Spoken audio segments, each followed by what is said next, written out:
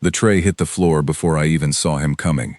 Metal cups rolled across the polished stone, spinning loud circles that echoed off the high ceiling of the main hall. Every head turned. I stood there with my hand still frozen in the shape of holding something that was no longer there, and in front of me stood Vex Terran, arms crossed, plates of dark blue armor shifting slightly across his shoulders as he breathed. "Careful," he said, in that low rumble that always sounded like gravel being poured down a chute. "Deathworlders are supposed to be dangerous, not clumsy." Laughter rippled through the students nearby. Not everyone laughed. Some looked away, uncomfortable. A few, mostly the younger ones, just stared at me like I was something in a display case. I bent down and started picking up the cups. That was the first thing they never expected from me. Not the tray, not the shove. The bending down, calm, unbothered, like nothing at all had happened. My hands did not shake. My voice, when I finally used it, came out steady. "You dropped something too," I said, nodding at the small stack of data tablets that had slipped from his own bag in the collision. "Might want to grab that before someone steps on it." For a second, his eyes narrowed. Chrython eyes do not blink the way human eyes do. They just go still, like a predator deciding whether movement nearby is worth chasing. I had learned that during my first week here, back when everything about this place still felt like walking through a dream I could not wake up from.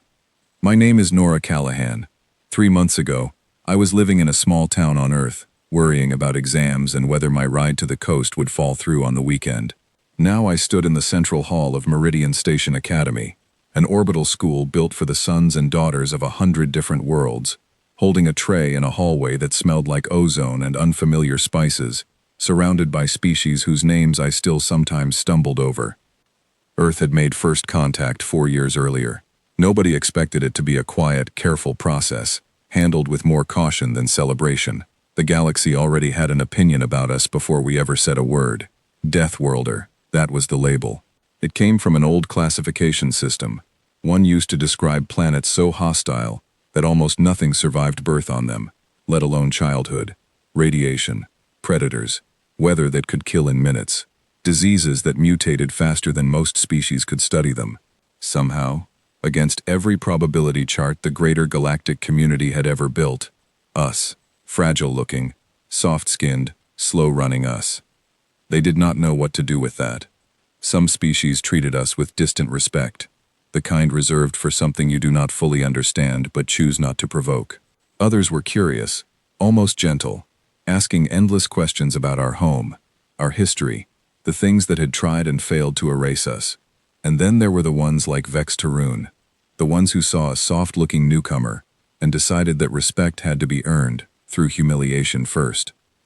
He was the reigning champion of the combat training program, the top of every ranking board in the academy, undefeated for 2 full years running. Chrython society valued strength above almost everything else, and Vex Terran wore that value like a second layer of armor. To him, I think, I represented something almost offensive, a species with a terrifying reputation, wrapped in a body that looked like it could be knocked over by a strong wind. He wanted to prove that the reputation was a lie. I picked up the last cup, straightened, and set the tray back onto its stand without another word. I did not look at him again. That, more than anything, seemed to bother him more than if I had shouted. "You're not even going to say anything?" he called after me, as I walked toward the corridor leading to my next class. "No clever human comeback? I heard your species likes those." I paused just long enough to answer. "I'm saving it," I said, "for when it matters." I kept walking. Behind me I heard him laugh, short and sharp, the kind of laugh meant to convince a crowd that he had won something. Maybe he had, in that moment. I did not care. I had learned a long time ago, back on a planet that did not forgive mistakes easily, that the worst thing you could do in a dangerous situation was let your opponent see exactly how much space they occupied in your mind. The truth was, my heart had not been calm at all. It had been hammering the entire time, a fast, familiar rhythm that used to mean a storm was rolling in over the ridge behind my childhood home, or that something was moving in the tall grass just beyond the fence line. On Earth, that rhythm kept you alive. You learned to move through it instead of freezing, to let the fear sharpen you instead of shrink you. I had simply gotten very good at making sure nobody could see it happening. My next class was atmospheric engineering. One of the few subjects where being human actually gave me a strange kind of advantage. Our planet's chaotic weather patterns had forced generations of scientists to build systems that could survive practically anything, and the professor, a tall Vantisian woman with silver-threaded skin and 4 slow-blinking eyes, often asked me questions specifically because she wanted the human answer, the one shaped by growing up somewhere that could kill you on an ordinary afternoon. I slid into my seat near the back, still catching my breath from more than just the walk. Owen leaned over from the next seat, a boy from one of Earth's other regions. Blonde hair, easy grin, the kind of person who made friends the way some people breathe. He was one of only 12 human students at the academy, scattered across different years and programs, and we had found each other fast, the way people from home always do when they are far from it. "I heard what happened in the hall," he whispered. "You okay?" "I'm fine," I said, and meant it. "He's been doing that to a few of the newer students," Owen said. "Not just you. There's a Thari kid in the dormitory wing. Real small, real quiet. Vex Terran's been giving her trouble too. I think he does it because nobody stops him." I filed that piece of information away without responding. It would matter later, though I did not know that yet. Class began, and for 40 minutes I let myself disappear into equations about pressure systems and thermal regulation, the kind of problems that had clean answers, no matter how complicated they looked on the surface. It was a relief, honestly. Numbers did not sneer at you in hallways. Numbers did not decide, the moment they saw you, that you needed to be put in your place. When the lesson ended, I gathered my things slower than usual, letting the room empty out before I stepped back into the corridor. I was not avoiding anyone. I told myself that, at least. I simply preferred quiet exits. The hallway outside was mostly empty by then, sunlight from the station's massive viewport windows spilling long golden lines across the floor. Earth hung somewhere far beyond that glass, an impossible distance away, though I had stopped letting myself think about it too often. Thinking about home too much made the ache worse, and the ache was already heavy enough most days. I turned a corner toward the dormitory wing and nearly walked straight into someone half my height. "Oh, sorry," I said, stepping back. The Athari girl in front of me flinched anyway, arms curling instinctively toward her chest, a small data case pressed against her like a shield. Her skin had the pale blue-green shimmer common to her species, and her wide, dark eyes held the particular kind of caution I recognized instantly, because I had worn that same expression more than once during my first weeks here. "It's all right," she said quietly, in careful, accented standard. "My fault." "No, it wasn't," I said. "I wasn't watching where I was going." She studied me for a moment, as if trying to decide whether I was being kind or simply polite, in the way people are polite to strangers. "You're the human," she said finally. "From this morning. In the hall." Word traveled fast in a school this size. "That's me," I said. "Nora." "Lyra," she offered, and there was the faintest, careful curve to her mouth. Not quite a smile, but close. "You didn't react." "Everyone expected you to react." "Would it have helped?" I asked. Lyra considered that, tilting her head slightly, a gesture I would later learn was an Athari sign of genuine thought, rather than simple hesitation. "No," she admitted. "It never does. He likes reactions. They give him something to push against." There was something in the way she said it, a familiarity that went beyond gossip. I remembered what Owen had told me in class. "He's been bothering you too," I said. It was not really a question. Her shoulders dropped, just slightly, the posture of someone deciding whether it was safe to be honest. "He says I don't belong in the advanced programs," she said. "That the Athari people are only good for support roles, not real study. He says it where the instructors can't hear." Something tightened in my chest, quiet and controlled. The same feeling I used to get standing at the edge of the tree line back home, watching storm clouds gather in a sky that had already fooled me twice that season, recognizing danger before it fully arrived. "That's not true," I said, "any of it." "I know," Lyra said softly, "but knowing and having it stop are different things." We ended up walking the rest of the way to the dormitory wing together, and by the time we reached the corridor split where our paths diverged, something had shifted between us, small but real, the beginning of the kind of friendship that gets built quietly, without any grand moment marking its start. She invited me to study together sometime. mentioned she was struggling with a mineral composition assignment that overlapped with my own coursework, and I found myself agreeing before I had even finished thinking it through. That night, alone in my small dormitory room, I sat by the narrow viewport and looked out at the endless dark, scattered with light, trying to find Earth's sun among the thousands of unfamiliar points scattered across the black. I never could. The angle was always wrong, or the distance too vast, or maybe I simply did not know the sky well enough yet to recognize home from this impossible distance. I thought about Vex Tarun instead, about the way his eyes had gone still and calculating when I refused to give him the reaction he wanted.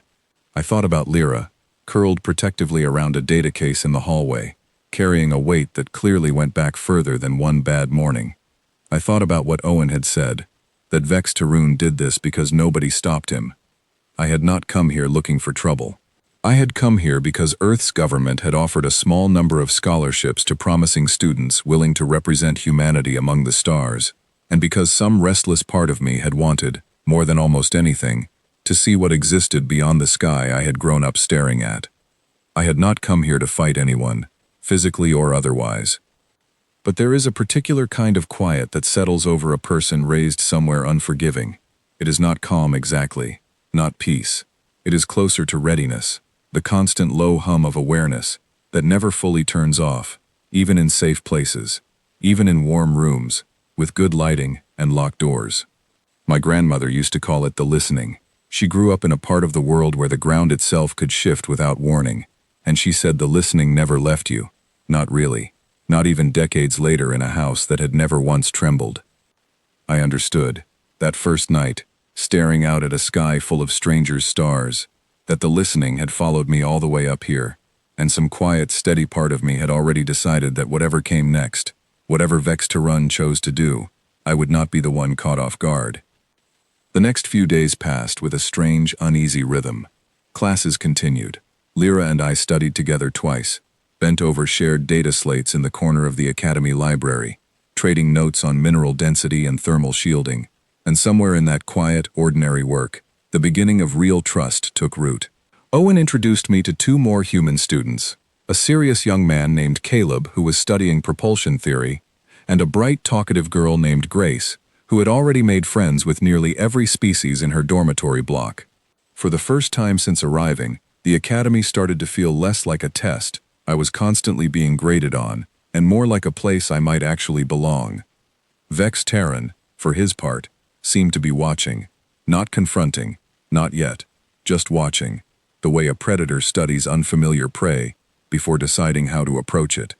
I caught him a few times, across the hall, in the training yard, near the mess area, his attention drifting toward me and lingering a beat too long before sliding away again. I did not let it show that I noticed. That, I had already learned, was the one thing that unsettled him most. It could not last, of course. Something in him needed a response, needed the satisfaction of seeing me flinch, and every day I did not give it to him was another day that need grew a little sharper. I did not know it yet, standing in that hallway on the first morning with cups rolling across the floor, but the calm quiet stretching between us was not peace either.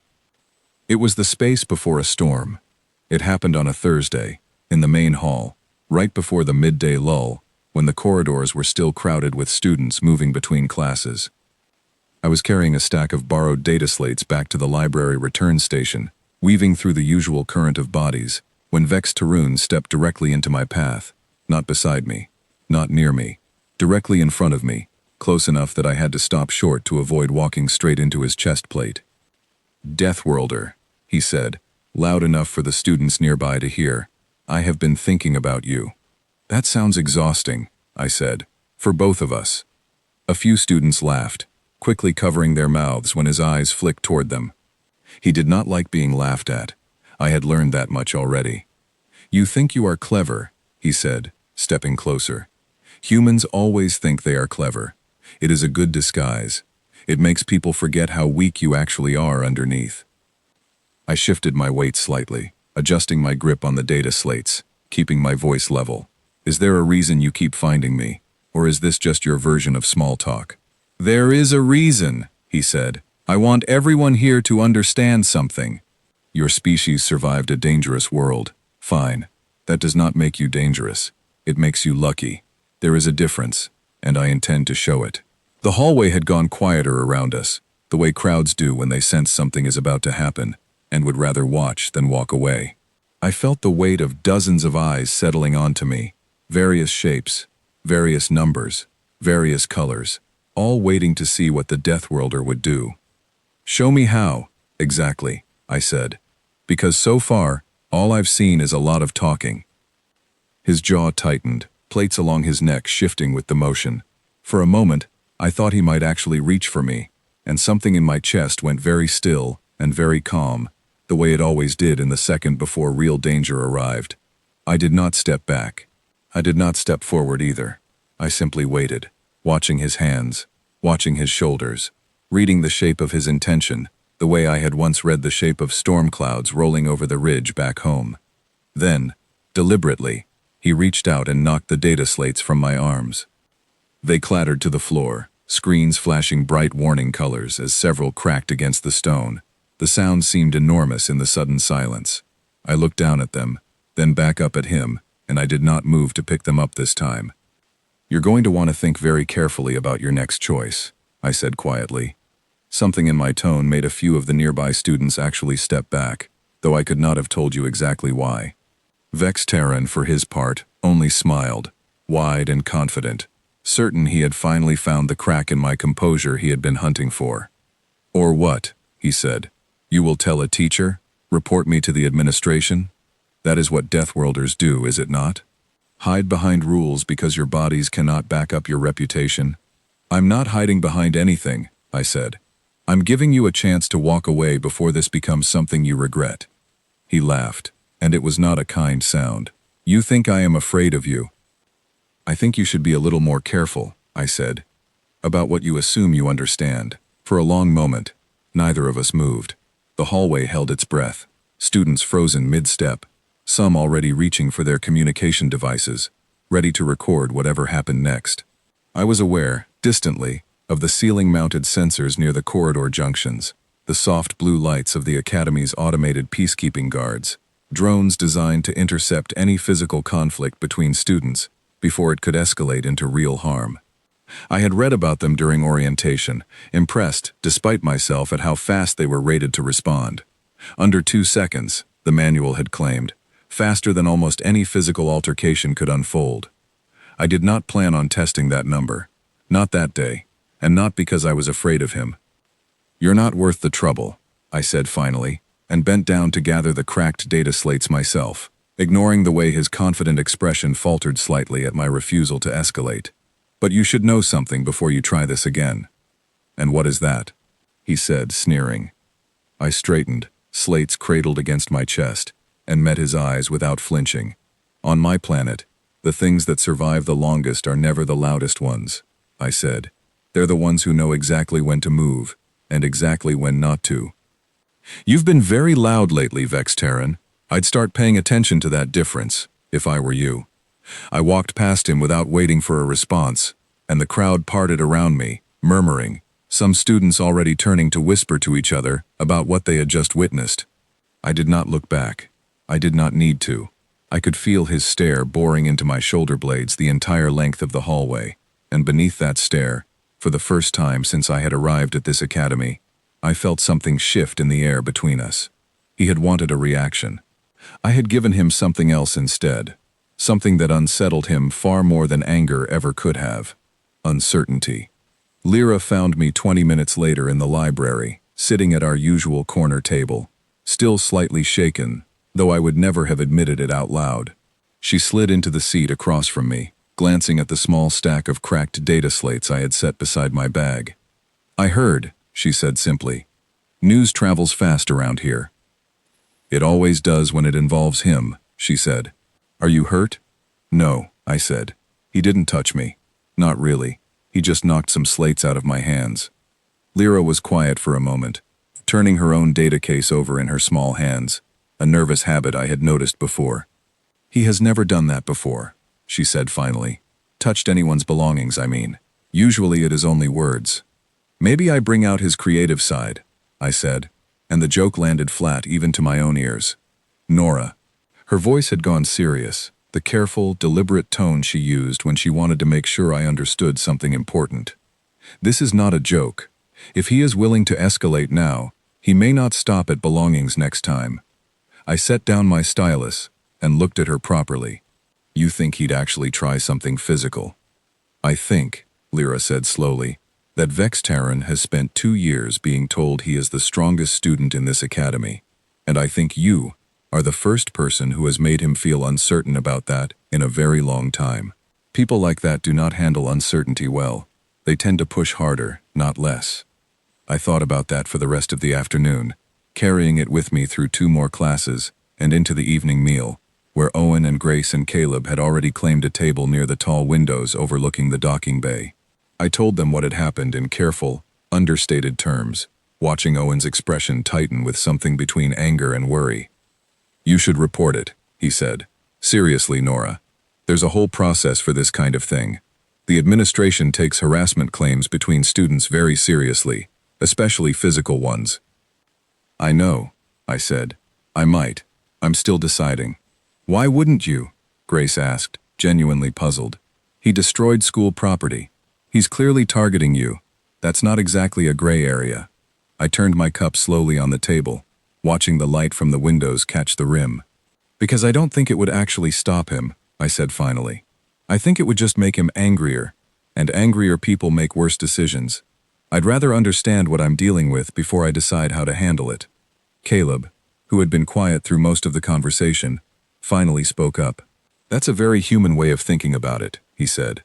Assess the threat before you commit to a response. My father used to talk about that. He said it was one of the reasons our species survived as long as it did on Earth, back before we understood the planet well enough to build real defenses against it. You don't react to every danger the same way. You study it first. I nodded slowly, something settling into place inside me, a kind of clarity I had been circling without quite reaching. Exactly, I said. I'm still studying. Later that night, back in my dormitory room, I pulled up the Academy's public records on combat rankings, scrolling through profile after profile, until I found Vex Tarun's entry near the very top of the list. 2 years undefeated.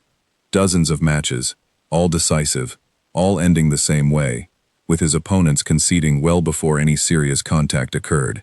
I studied the footage attached to a few of his more recent matches, watching the way he moved, the way he read his opponents, the way he seemed to enjoy the moment just before victory more than the victory itself.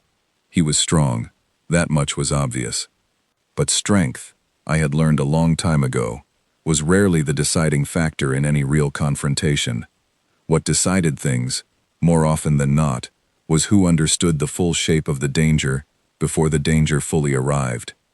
I closed the file, leaned back in my chair, and looked out at the unfamiliar stars scattered beyond my window.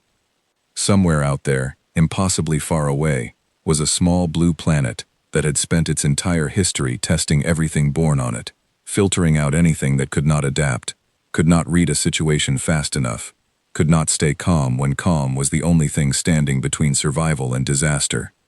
I had been built by that filtering, whether I had asked for it or not.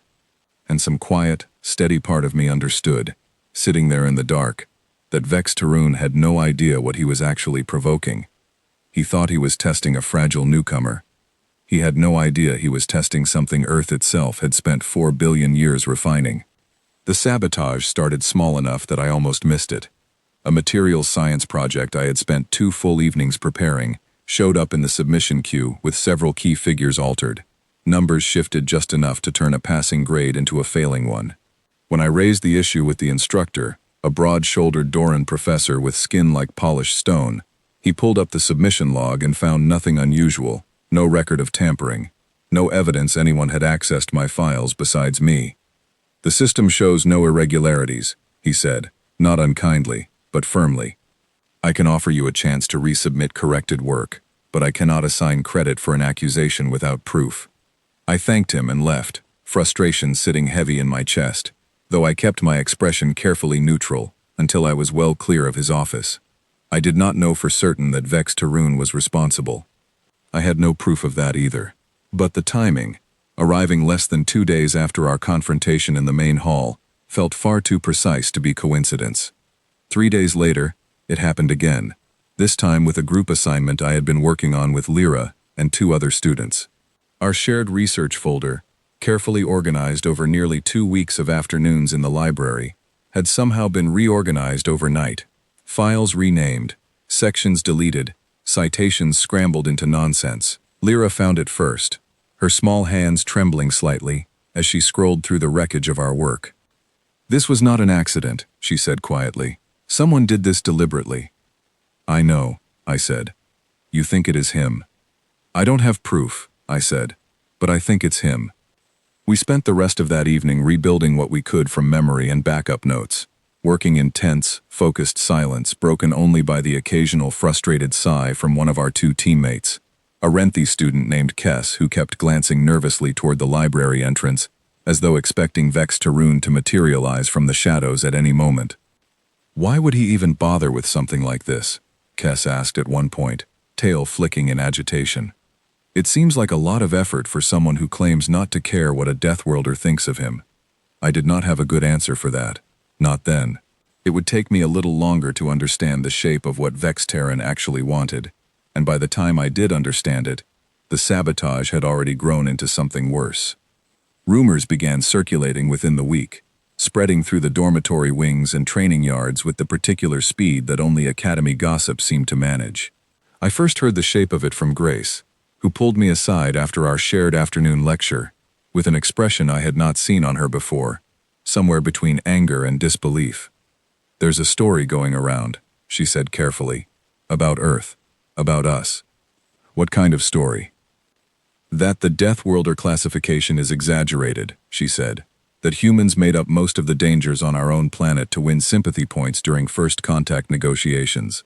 That the real Earth wasn't nearly as hostile as we claimed, and we've been playing up the reputation ever since, because it gets us special treatment." I stared at her, genuinely startled by how absurd the claim sounded, and yet how easily I could imagine it spreading regardless. "That's ridiculous," I said.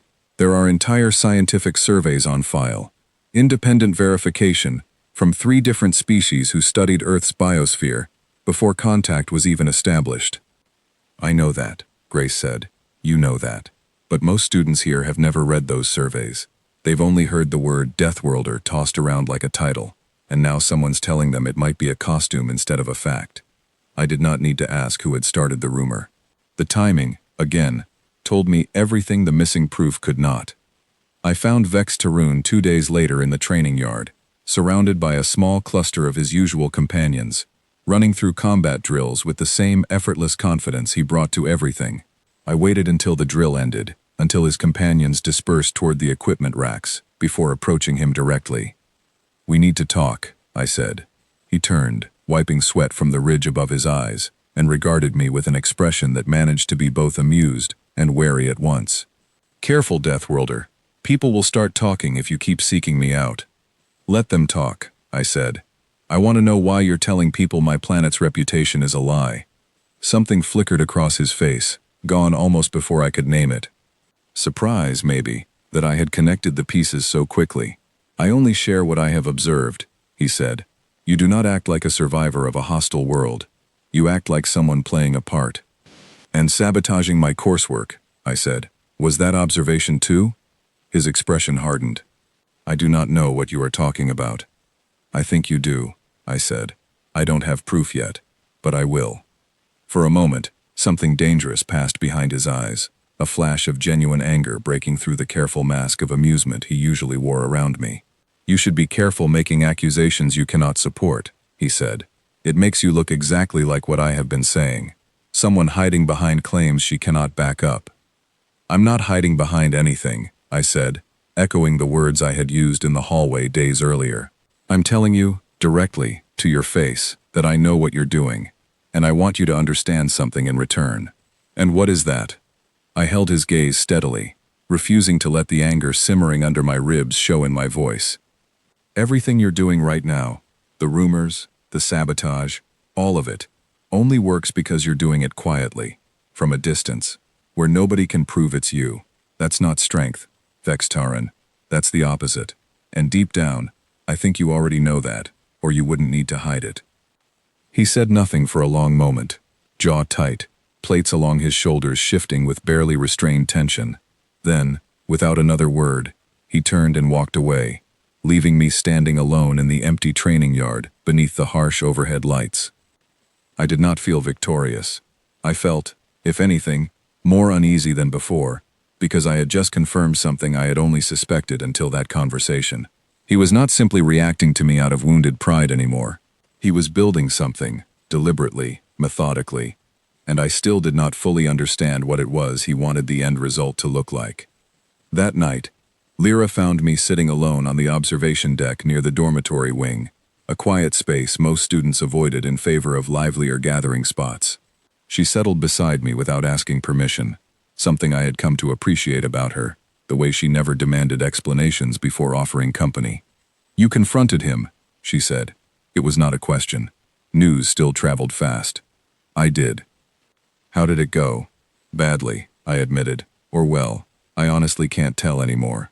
Lyra was quiet for a while, watching the slow drift of station traffic through the viewport glass. "May I tell you something?" she said finally. "Something I have not told many people." "Of course. Before you arrived," she said, "Vex Terran's targets were mostly smaller species. Ithari, Renthi, a few of the Doran students who preferred study over combat rankings. He never physically harmed anyone. He was too careful for that, too aware of the guards and the consequences, but he found other ways to make people feel small. And it worked, mostly, because none of us knew how to stand against someone with that much status, without risking everything we had worked to build here." "And now?" "Now there is you," she said, "someone who does not flinch, someone whose species carries a reputation he cannot dismiss, no matter how hard he tries.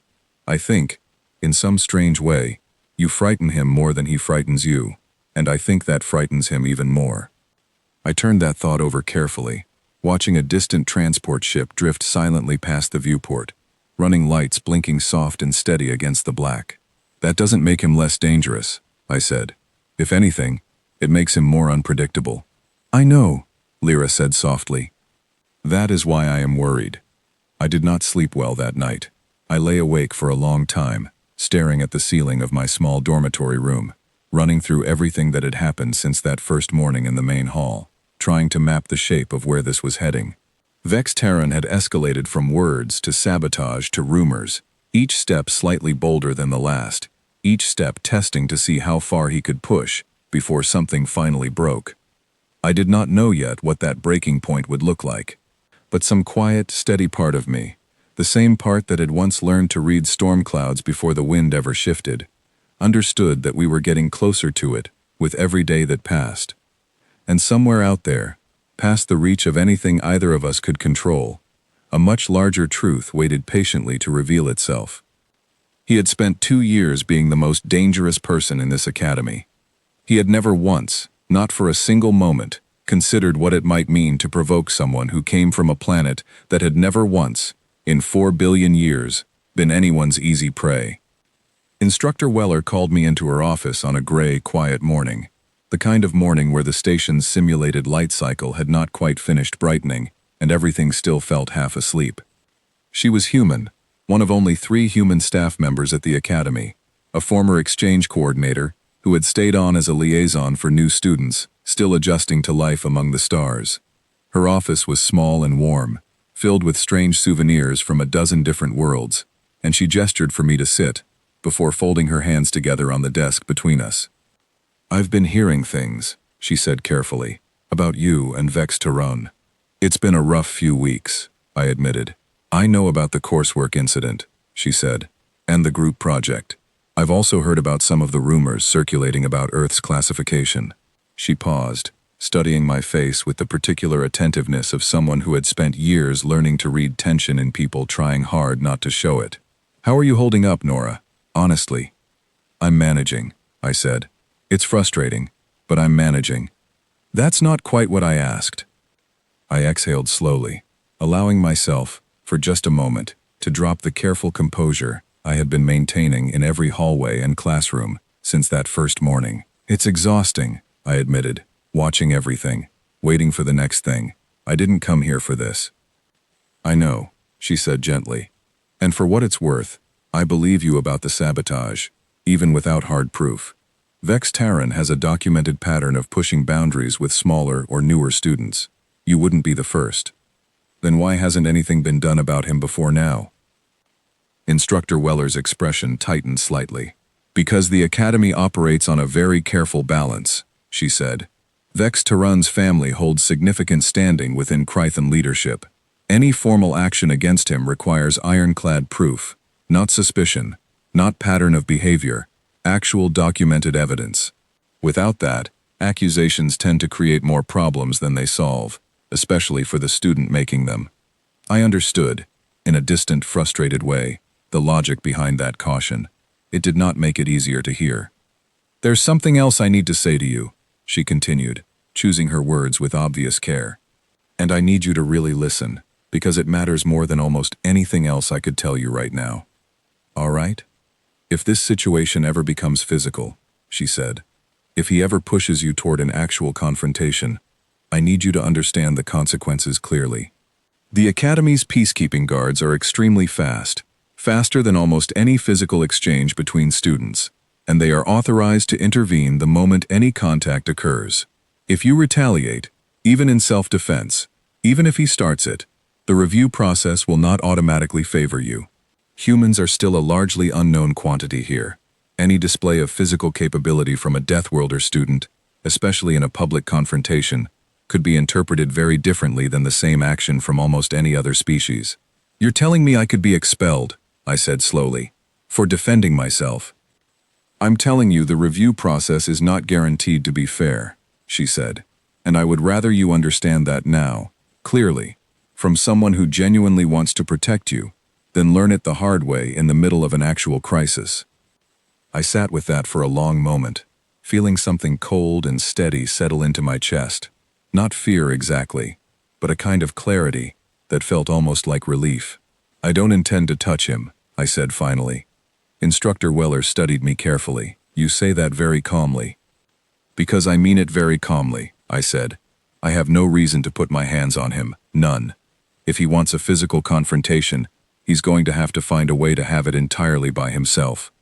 Something in her expression shifted, curiosity mixing with the concern that had been there since I first sat down. You sound very certain about that, she said. May I ask why? I thought about how to answer that honestly, without sounding as though I was making some kind of threat, because I was not really. What I felt was closer to a description of physics than a declaration of intent. Where I grew up, I said slowly, you learn very early that the loudest response is rarely the most effective one. Storms don't announce themselves with warning shots. Predators don't give you a countdown before they move. The things that actually keep you alive are quieter than that. Patience, awareness, understanding exactly what you're dealing with before you decide how to respond to it. Violence was never really the point, Instructor Weller. It's just the part of the story people from safer worlds always assume must be coming, because it's the only part they know how to imagine. She was quiet for a long moment, something unreadable passing behind her eyes. That's a very old kind of wisdom, she said finally. Older than most people your age carry around. My grandmother used to say survival isn't about being the strongest thing in the room, I said. It's about understanding the room better than anything else in it. I hope that's true, Instructor Weller said softly. For your sake, and for his. I left her office with that conversation settling heavily into the back of my mind, threading itself through the rest of my day like a low, constant current beneath everything else I did. Classes passed in a blur of careful attentiveness, my thoughts circling back again and again to the shape of the warning she had given me. The guards were fast, faster than any physical exchange, but fast was not the same as instant, and instant was not what mattered here anyway. I had never once planned on raising my hands against Vex Terran. That had never been the plan, not from the very first morning in the hallway. What I had been doing instead, quietly, patiently, across weeks of small provocations and careful non-reactions, was something far harder for someone like him to understand. I had been watching him, studying the shape of his patterns, learning exactly what made him tick, what fed his need for dominance, what cracks existed beneath the confident, undefeated exterior he presented to the entire academy. Not because I wanted to hurt him. I did not really. Not even after everything he had put me and Lyra and who knew how many other smaller, quieter students through. I wanted to understand him well enough to make him stop. That evening, I met Lyra on the observation deck again, our new unofficial meeting place, and told her about the conversation with Instructor Weller, watching her expression grow steadily more troubled as I explained the warning about the guards and the review process. "That is deeply unfair," she said finally, quiet anger threading through her careful, accented standard. "You could be punished for simply protecting yourself." "I know," I said, "but it doesn't really change anything for me." "How can it not change anything?" I considered how to explain it, watching the slow drift of distant stars through the viewport glass. "Because I was never planning to fight him," I said. "Fighting was always his plan, not mine. He wants a confrontation he can win with strength, something loud and physical he can point to afterward, as proof that everything he's been saying about humans is true. I'm not going to give him that.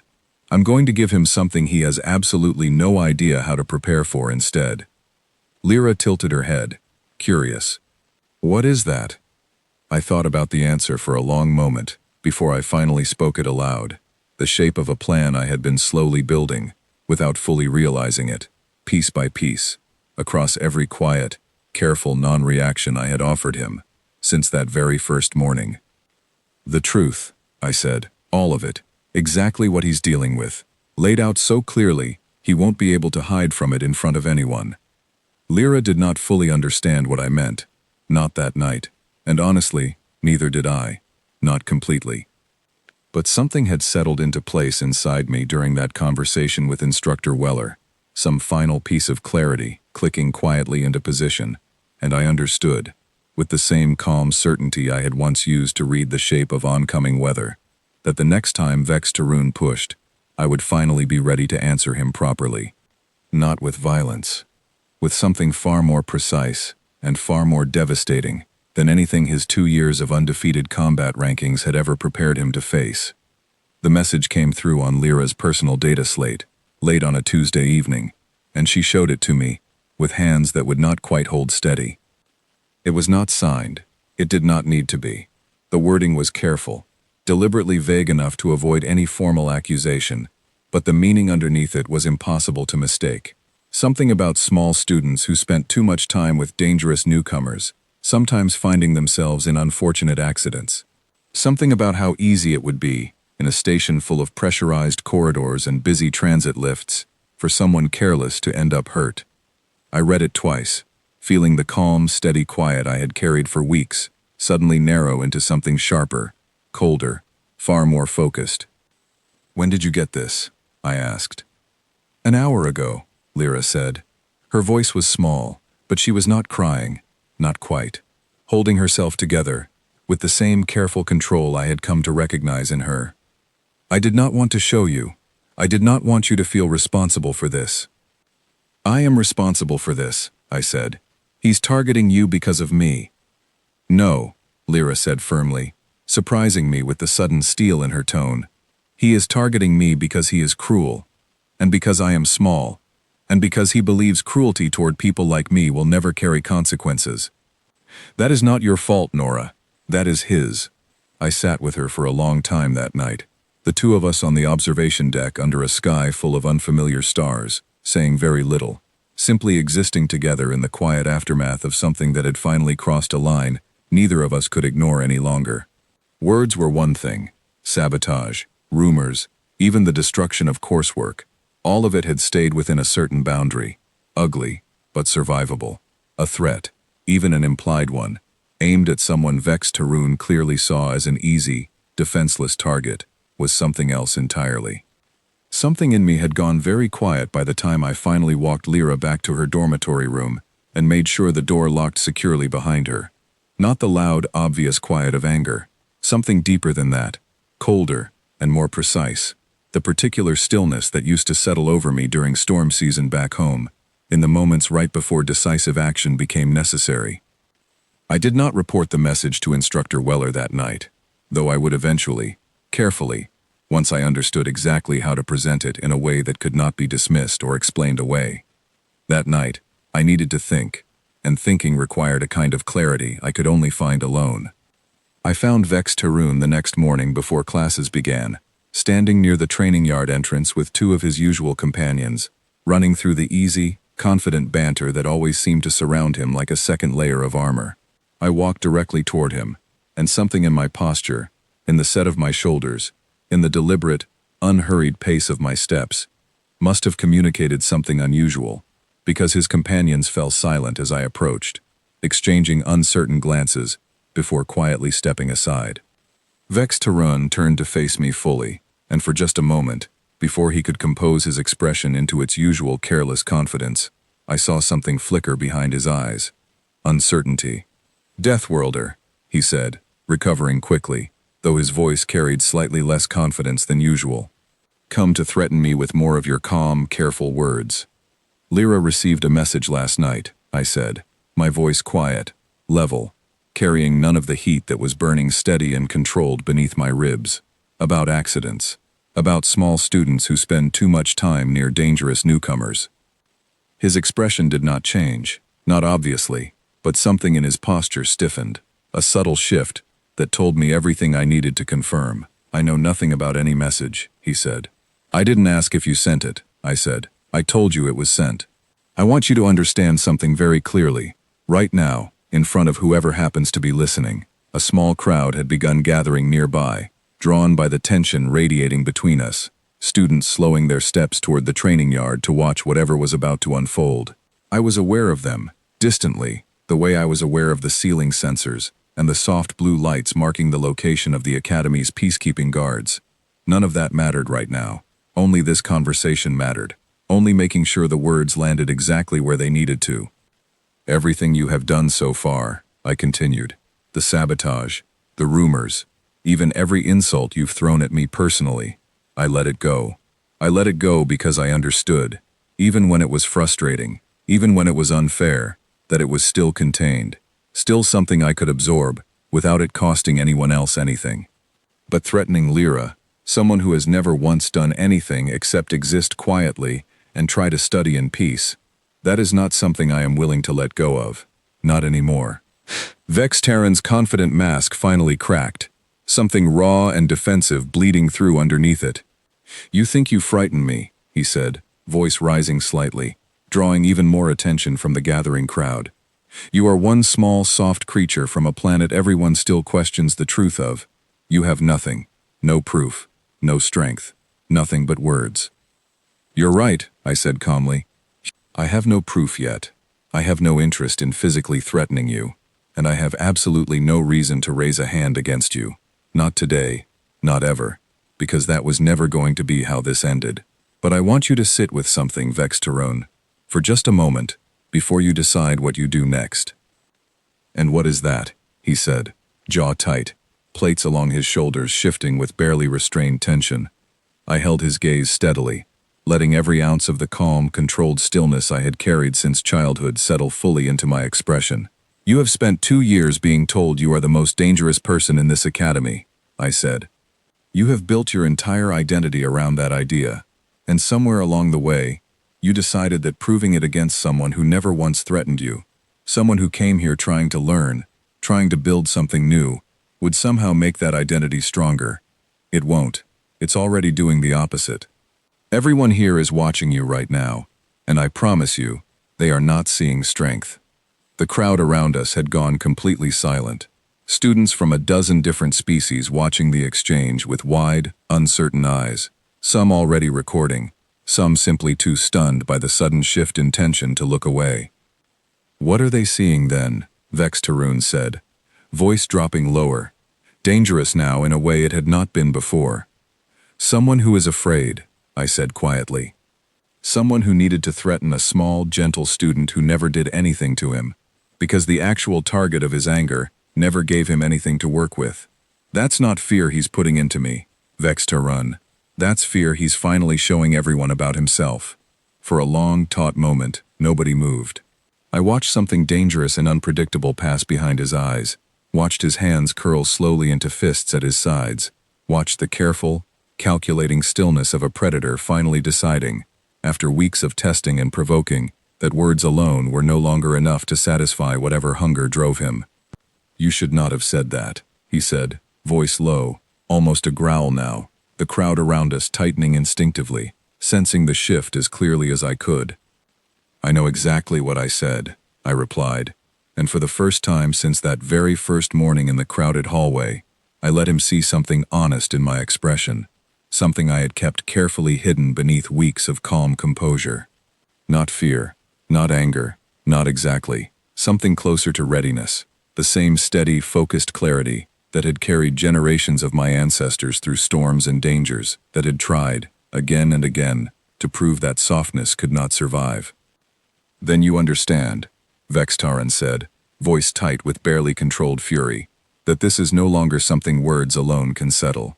"I understand," I said quietly, "that you finally decided to stop hiding behind rumors and quiet sabotage, and show everyone exactly what you actually are." I was wondering how long that would take. The crowd around us had grown larger, drawn by the rising tension, and somewhere among the gathered students, I caught a brief glimpse of Lyra's small, worried face, near the edge of the group, her wide eyes fixed on me with an expression I could not quite read. Fear, certainly, but something else too, something that looked almost like hope, as though some part of her understood, even before I fully did myself, that this confrontation had been building towards something inevitable, since that very first morning weeks ago. Vextaran took a single deliberate step toward me, and the training yard around us seemed to hold its breath entirely, every student present suddenly, acutely aware that whatever happened next would not be forgotten easily, not by anyone who witnessed it. I did not step back. I did not step forward either. I simply stood there, steady and calm and utterly unshaken, watching him approach with the same quiet, focused readiness that had carried me through every storm, every danger, every impossible test my home planet had ever thrown at anyone foolish or unlucky enough to be born there. And somewhere, high above the training yard, I was aware of the soft blue lights of the Academy's peacekeeping guards beginning to shift, sensors detecting the rising tension, systems calculating response times measured in fractions of a second, preparing to intervene the moment actual contact occurred. They would be fast. They had always been fast. But as Vextaran closed the final distance between us, fists clenched, 2 years of undefeated confidence burning hot and furious behind his eyes, some quiet, ancient part of me understood, with absolute and unshakable certainty, that fast was not going to be nearly fast enough. He stopped less than an arm's length away from me, close enough that I could see the fine tremor running through his clenched fists, close enough to feel the heat of 2 years of unbroken confidence finally cracking apart in real time. I did not raise my hands. I did not brace into any kind of defensive stance. I simply stood there, still and steady, and I spoke, quiet enough that only he and the closest ring of students could hear me clearly. "Look around," I said. Something in the calm, unhurried command of my voice made him hesitate, just slightly, just long enough for his eyes to flick, almost against his own will, toward the crowd surrounding us. Dozens of students, a dozen different species, every single one of them watching, phones and recording devices raised, faces caught somewhere between horror and fascination. "Every single person here is watching you right now," I said. "Not me, you. And I want you to think, very carefully, about what they're about to see, because once it happens, you don't get to take it back. They will see me finally proving what I have been saying all along," he snarled, though something in his voice had lost its earlier confidence, replaced by something thinner, more brittle. "No," I said. "They're going to see the undefeated champion of this academy, the strongest student here by every ranking that matters to you, standing over someone half his size, someone who never once raised a hand against him, because he couldn't handle being told no. That's not strength, Vextaran. Everyone here already knows that. You're the only one who hasn't figured it out yet." His jaw tightened, plates along his neck shifting with barely restrained fury, and for a moment, I genuinely believed he might close the last small distance between us anyway, consequences and audience and everything else burned away by 2 years of wounded pride finally reaching its breaking point. Instead, something in his expression cracked. "You do not understand what it is like," he said, and his voice, for the first time since I had met him, carried something raw and unguarded underneath the anger. Being told, every single day, that strength is the only thing that matters, that my family's standing depends on my rankings, that losing, even once, even to someone people whisper, is not truly dangerous at all, would mean everything I have built here means nothing. The crowd around us had gone utterly silent, and I understood, in that moment, that I was hearing something Vex Tyrone had never intended to say out loud, something the pressure of the last several weeks had finally squeezed free of him in front of an audience he could no longer control. "I do understand," I said, quieter now, some of the hard edge leaving my own voice. "More than you think. Where I come from, everyone is measured by whether they survive. It's a different kind of pressure, but it's still pressure, still this constant, exhausting need to prove you belong somewhere that never fully wanted you in the first place." "Then you understand why I could not simply let it go," he said. "A Deathworlder, walking these halls, refusing to flinch, refusing to break, no matter what I did. Everyone was starting to wonder if the strongest person here was not me at all." "They were never wondering that," I said. "Not until you decided to threaten a defenseless student who never did anything except study quietly and try to make friends.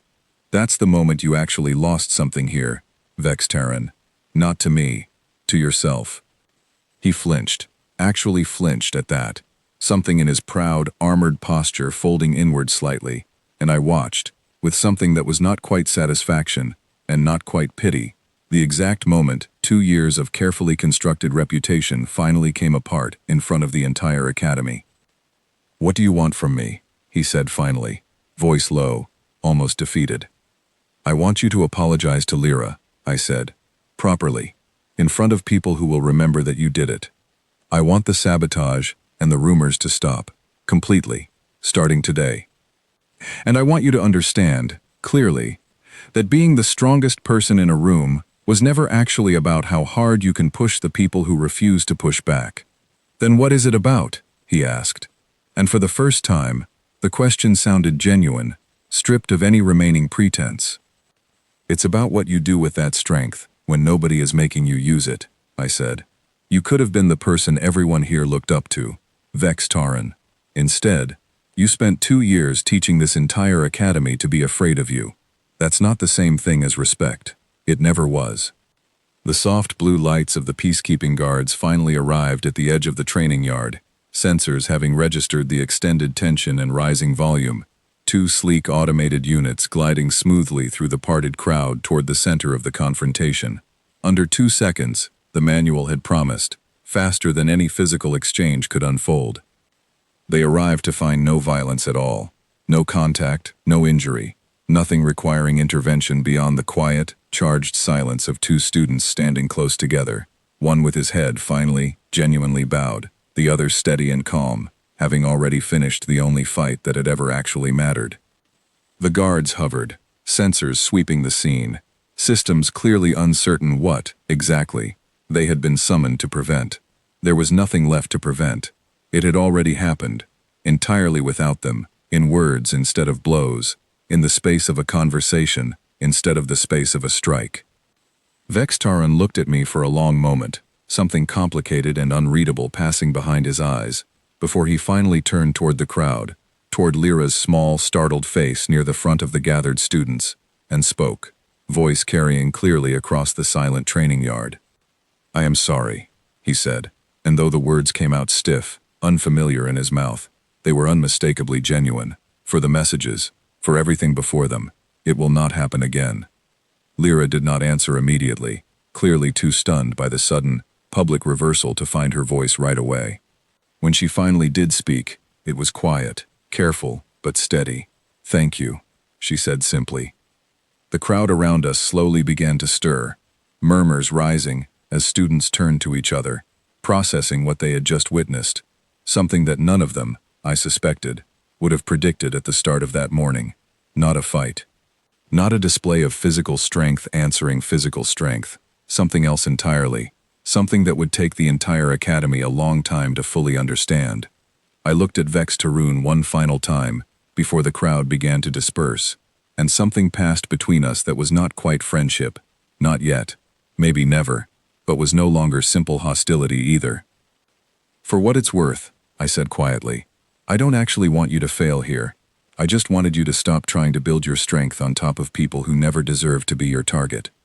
He said nothing in response, only gave a slow, small nod, and turned away, walking back toward the training equipment racks alone, his usual companions, notably absent, uncertain how to approach him after everything they had just witnessed.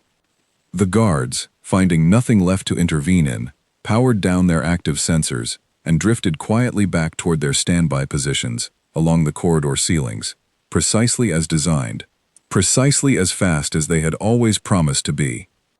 They had simply arrived to find that speed, this time, had never been the thing that mattered.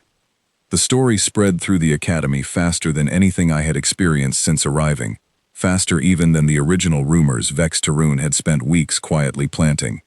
Except this time the story was true, and it belonged to dozens of witnesses instead of a single, careful whisper campaign. By the following morning, students I had never spoken to were nodding to me in hallways, small gestures of acknowledgement from species who had, until recently, regarded me with nothing but cautious distance. A young Doran student stopped me near the library entrance to ask, with genuine curiosity rather than mockery, what exactly Deathworlders were taught about handling conflict, since clearly, it was not what most of the academy had assumed. I did my best to answer honestly, though I found myself smiling more than I expected to during the conversation. Faculty reaction took longer to settle, and proved far more complicated than the students' simple shift in attitude. Instructor Weller called me into her office again 2 days later, and I found her sitting behind her desk, with an expression that mixed relief and genuine bewilderment in equal measure. "I've spent the last 2 days trying to write an incident report," she said, "and I keep running into the same problem." "What problem is that?" "There's no incident to report," she said, almost laughing despite herself. "No physical contact. No property damage during the confrontation itself. No rule violations on your end whatsoever. Not even a raised voice, according to the witness statements I've collected. You somehow managed to resolve one of the most serious ongoing conflicts this academy has seen in years, entirely within the boundaries of every guideline we have." "That was the idea," I said. "I want to understand how," she said, leaning forward slightly, "genuinely, because I've been doing this job a long time, Nora, and I've never seen anything quite like what happened in that training yard." I thought about how to explain it, turning the question over carefully before answering. I think most people here expected me to either avoid the conflict entirely or eventually meet it with force, because that's the shape conflict usually takes when strength is the only currency that matters, I said. Vex Tarun certainly expected that. He built his entire strategy around forcing a physical confrontation he was confident he would win. But where I come from, real strength was never about winning a fight. It was about surviving long enough, staying aware enough, understanding your situation clearly enough, that the fight never needed to happen at all. Instructor Weller studied me for a long moment, something thoughtful and slightly amazed in her expression. "That's a remarkable way to grow up," she said. "It's an exhausting way to grow up," I said honestly. "But it's also, I think, exactly why humans are able to sit here at all, at a table with 100 other species, who assumed we would either be savages or frauds. We're neither. We just learned, a long time ago, that the loudest response is rarely the smartest one." Word of the confrontation eventually reached beyond the academy itself, filtering into the broader diplomatic circles that monitored the ongoing integration of Earth into galactic society. I received a brief formal message a week later from a representative of the human delegation stationed on a nearby diplomatic outpost, expressing quiet approval of how I had handled the situation, noting that stories like mine did more to shape outside perception of humanity than any official report or scientific survey ever could. I found that both flattering and slightly uncomfortable, the weight of representing an entire species settling a little more heavily onto my shoulders than I had expected when I first arrived at the academy months earlier. But it also clarified something I had been circling since that very first morning in the crowded hallway, tray hitting the floor, cups spinning across polished stone. I had not come here to prove anything about Deathworlders. I had come here to study, to learn, To build a life among the stars my planet had spent so long staring up at without ever truly reaching. But somewhere along the way, without ever intending to, I had ended up doing exactly what the label Deathworlder had always implied, whether anyone here fully understood it or not. I had survived a dangerous situation not through force, but through patience, awareness, and the quiet, steady refusal to become the thing everyone assumed I would eventually become. Vex Terran and I never became close friends, not in any traditional sense, but something had shifted between us permanently after that morning in the training yard. He kept his word about the sabotage and the rumors, and more than that, I began noticing small changes in the way he carried himself around other students. A little less domineering, a little more willing to actually listen rather than simply command. Whatever conversation had happened between him and himself in the days following our confrontation, it seemed to have left a lasting mark. Lyra and I remained close, our friendship deepening steadily over the following months, into something I suspected would last far longer than either of our academy years. She told me once, sitting together on our usual observation deck under the endless unfamiliar stars, that watching me stand steady against Vex Tarun had changed something in how she saw herself as well, had shown her that being small, being gentle, being quiet, none of those things made a person weak, not really. Not if the quiet carried enough patience and awareness underneath it. I thought about that a great deal in the months that followed, about what it truly meant to carry humanity's reputation among the stars. The galaxy had spent generations building a picture of Deathworlders out of survey data and cautious speculation, imagining something closer to monsters than people, something dangerous in the way predators are dangerous, all teeth and instinct and violence barely restrained. They were not entirely wrong. Earth had built something formidable in us, something capable of tremendous force when force became truly necessary, but they had missed the deeper truth underneath that reputation, the truth I had spent weeks demonstrating in hallways and training yards, and quiet, careful conversations that never once required raising a hand. We were not monsters. We were survivors, and survival had taught us, across 4 billion patient, unforgiving years, that the most dangerous thing a person could ever become was not the loudest voice in the room, or the strongest fist, or the fastest strike. It was the person who understood, completely and without hesitation, exactly when action was necessary, and exactly when patience would accomplish infinitely more. One where the guards on this station were fast. Faster than almost anything else in this academy, built and trained and calibrated to intervene before violence could ever fully unfold. But some things, I had learned, moved faster still. Understanding moved faster. Patience, sharpened by a lifetime of necessity, moved faster. And somewhere in that crowded training yard, in the space of a single quiet conversation, an entire reputation 2 years in the making had come apart long before any guard, however fast, could have ever arrived in time to stop it. That, more than anything else, was what it truly meant to come from a world that never once made surviving easy. It meant learning, long before anyone else around you ever had to, exactly how to win without needing to fight at all.